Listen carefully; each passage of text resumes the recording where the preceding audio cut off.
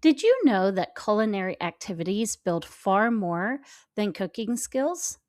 In project based learning, the kitchen becomes a place where scholars practice math, science, creativity, teamwork, and even leadership. Welcome to Minds in Motion, our weekly series that brings you a complete project based learning experience through our 5 step PBL framework. Each week, we highlight a PBL project from the Path to Potential Gifted program at the Grande Innovation Academy and show you how you can use the same ideas in your own classroom. When scholars work in the culinary arts, they aren't just following a recipe. They're strengthening essential academic and life skills. Math fluency, measuring ingredients, doubling recipes, comparing fractions, and calculating cost per serving. Science concepts, understanding chemical and physical changes, temperature reactions, mixtures, and solutions. ELA and communication, they're reading procedural text, writing instructions, sequencing their steps, and collaborating through clear communication. Creative problem solving, they're adapting recipes, troubleshooting textures or flavors, and adjusting measurements when ingredients are missing. And they're working on social and emotional skills, patience, teamwork, responsibility, and having pride in creating something that others can enjoy.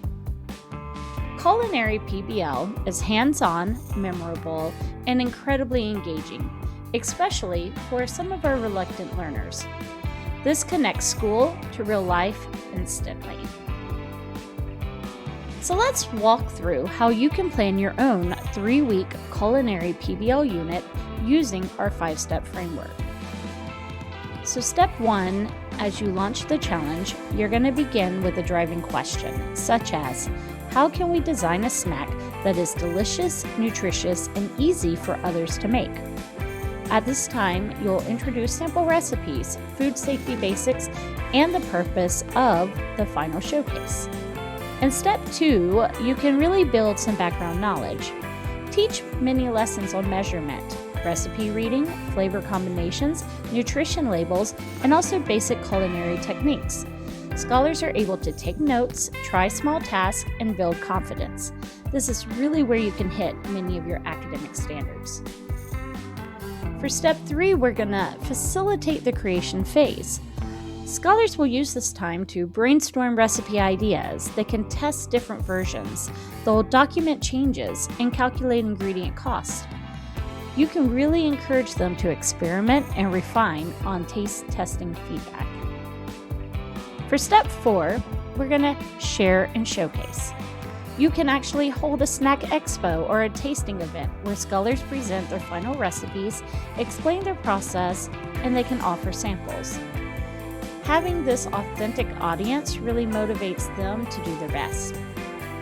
And step 5, we're going to always reflect and celebrate. So wrap up with our reflection questions. What did you learn about collaboration? What surprised you about cooking?